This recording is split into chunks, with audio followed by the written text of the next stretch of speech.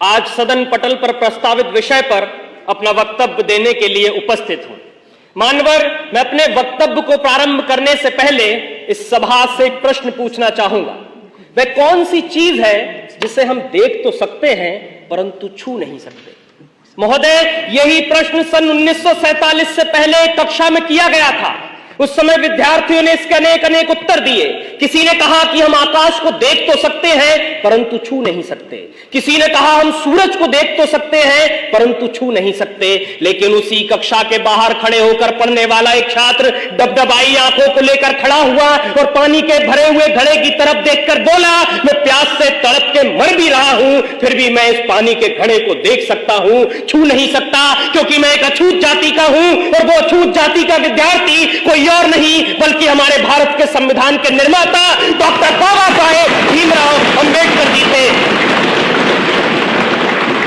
आज 75 वर्षों के बाद कक्षा भी वही है, सवाल भी वही है, पानी का घड़ा भी वही है, परंतु अगर कुछ बदला है तो वो ये कि किसी भी जाति का छात्र हो वो सबके साथ में बैठकर पढ़ भी सकता है, खेल भी सकता है, पानी भी पी सकता है, और इतना ही नहीं, इस देश के सर्वोच्च पद पर बैठकर एक आदिवासी महिला राष्ट्रपति के रूप में प्रगति का मार्ग प्रशस्त कर सकता है। ये ताकत दी है हमको हमारे संविधान ने।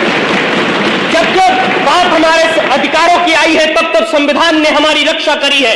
फिर वो आईपीसी की धारा 377 से जूझ रहे परलैंगिक समाज के लोग हो, या श्रीकांत बोला जैसे दिव्यांगजनों के लिए शिक्षा के अधिकार हो, या महिलाओं के लिए दहेज कुप्रथा का बोझ हो, संविधान ने हमेशा से रक्षा कर एक सूत्र में बांधने का काम किया है। मान्यवर, भारत के संविधान की लोकतांत्रिक यात्रा बहुत लंबी रही है। जब भारत आजाद हुआ तो उसके साथ कई और सहोदर राष्ट्र आजाद हुए, परंतु आज हम वहां देखेंगे तो पता चलेगा कि वहां पर कहीं अराजकता है, कट्टरता है, सांप्रदायिकता है, भुखमरी है, गरीबी है, परंतु भारत एकमात्र ऐसा देश है जो आज उन्नति के शिखर पर बैठा है, क्योंकि उन्होंने धर्म को संविधान माना, हमने संविधान को ही पहला धर्म माना। लंदन में मुस्कुराते हुए कवि चर्चिल ने कहा था कि ये देश आजाद हो भी जाए तो बहुत दिन तक टिकेगा नहीं, ये टूटकर बिखर जाएगा।